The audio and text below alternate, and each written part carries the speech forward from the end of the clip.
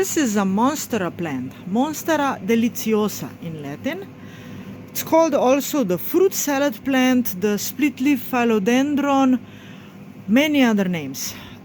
This particular one was actually, I rescued it from trash. The story is like it used to be an office plant and it grew too big and then they just kicked it out. This likes to happen.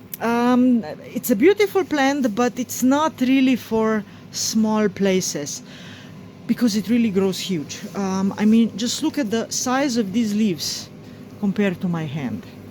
It's really enormous. Look, it has a few stems. See this one? Maybe you can't imagine how big it is, but if I grab it, look, it's the same diameter as my hand. It makes aerial roots. These are these guys. They will either just twirl around the ground, or if you see, it won't move. If it has the chance to reach some soil, they will just grow into the soil. But otherwise, they're just around, and this is a fresh one, growing one. If it has a chance, what it will do with the roots, it will just grab onto stuff. Here you can see the roots grabbing onto this Benjamin fig. Yeah, so really large plant. But there is one thing it does that I will almost bet you never saw. It's a flowering plant. Did you ever see it flower? Here in the greenhouse, where it has sort of enough space, it flowers every winter. This is the flower.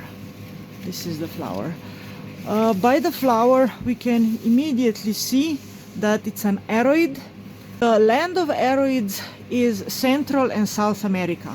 Monstera also, it's from Central America, from jungles like Mexico to Panama. It's actually invasive in some parts of the world, mildly, like in the tropics, because obviously they plant it as a garden plant, and it is kind of vigorous. Yeah, back to the flower. So let's take a close-up. What aroids do, they use this spathe.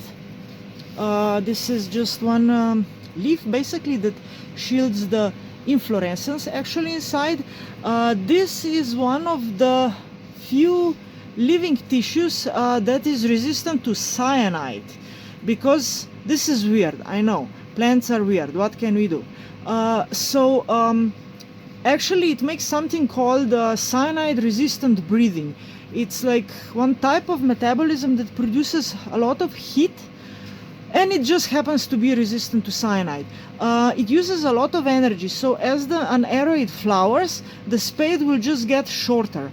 The heat, why the heat? Because the heat makes some chemicals it produces in the flower itself, inflorescence, sorry. It makes these just evaporate and attract pollinators. And what pollinates these things is flies. Here actually you can see one fruit fly. In nature obviously it would be other species of flies, and they are looking for stuff to eat. So you see these hexagons. Each of these hexagons is one flower. This is why this whole thing is an inflorescence, so a bunch of flowers stuck together. This white stuff here, this is the actual pollen. So these are just the male flowers on top. If we go to the bottom, there's some different ones and they are spaced more, and you see they have like this stuff here, like a liquid, like some sort of honey or something. This is nectar, and these are the female flowers. So if there is no insects to transfer the pollen from this one to another one, in a lot of species it will just pollinate itself when the pollen drops down to the female flowers. Not all species, of course, do this. Life would be too simple. Nature would be too simple. Some of them just make sure either by the time when the timing actually, when the male flowers flower and the female flowers flower, that it's not at the same time, so they don't pollinate itself. And there is also some that just have these on different plants. Here it will pollinate itself. Actually, you can try this, it's sweet if you ever see it. It will pollinate itself, and then it takes about a year for the fruit to ripen. The fruit will look similar to this. Actually, it's edible. That's why the name Deliziosa. So Monstera, monster, Deliziosa, delicious. That's why one of the English names, fruit salad plant. The fruit tastes like, I don't know, if you mixed banana and mangoes or something like this, like very tropical taste, very weird taste.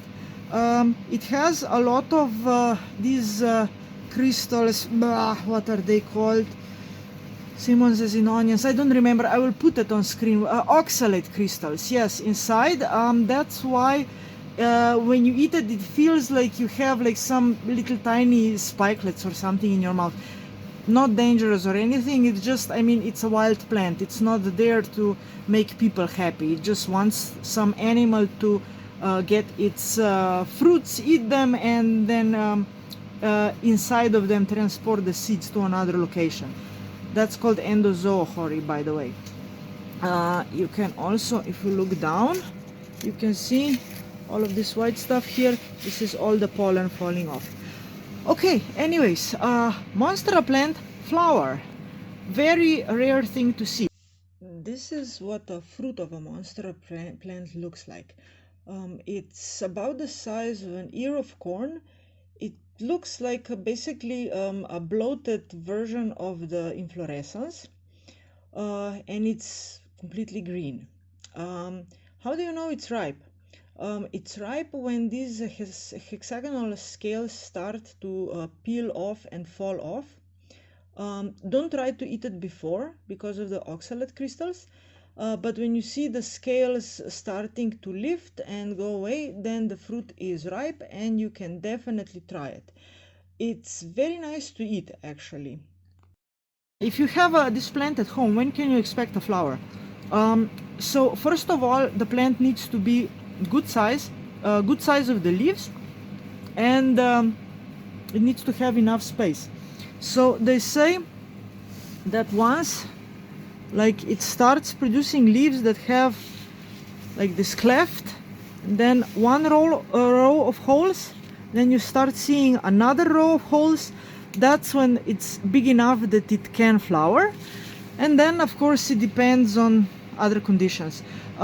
This one, when I had it in a room, it didn't flower. Maybe it was too young also, but now like for 5-6 years it's like flowering every winter. How old it is? Yes, so I've had it probably over 20 years, and I am guessing it's probably like from the 70s or something, just by the size of it. Okay, so monster plant. Keep loving plants. Like and subscribe, really helps the channel. Thank you.